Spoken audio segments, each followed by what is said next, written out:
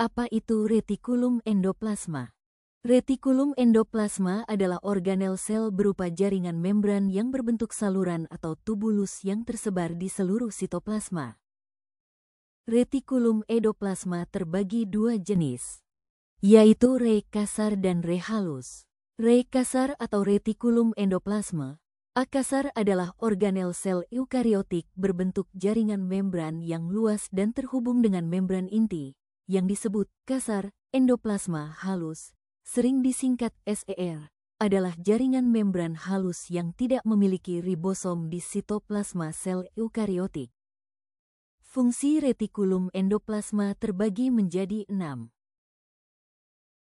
Sintesis protein re kasar, atau ribosom, berperan penting dalam sintesis protein, yang merupakan proses vital hagi kehidupan sel.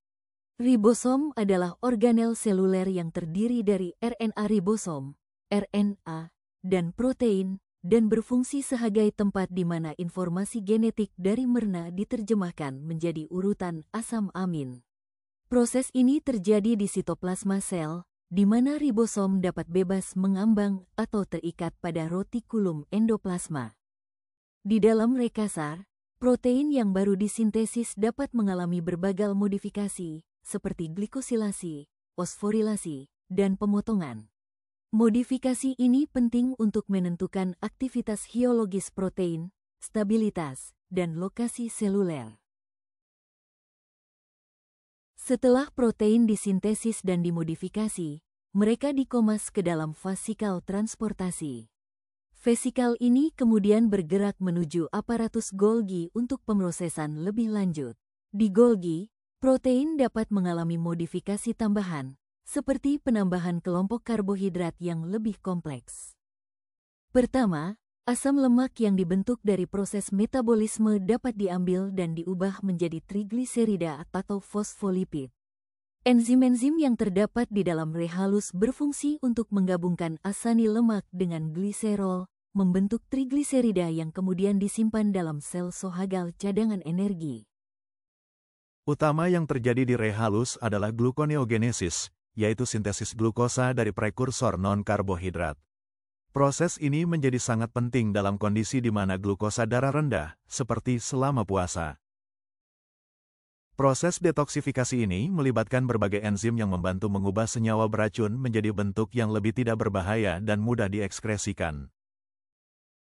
Struktur retikulum endoplasma terbagi 4 yaitu: pertama, cisternae. Cisternae adalah kantung pipih yang bertumpuk dan tersusun berlapis-lapis. Struktur ini lebih dominan pada RER, yang berfungsi sebagai tempat sintesis dan modifikasi protein. Yang kedua, membran lipid ganda.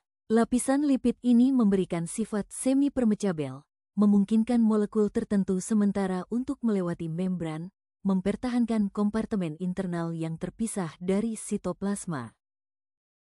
Yang ketiga yaitu vesikula. Vesikula adalah struktur kecil berbentuk bulat yang terbuat dari membran lipid, berfungsi sebagai wadah untuk mengangkut berbagai molekul di dalam sel.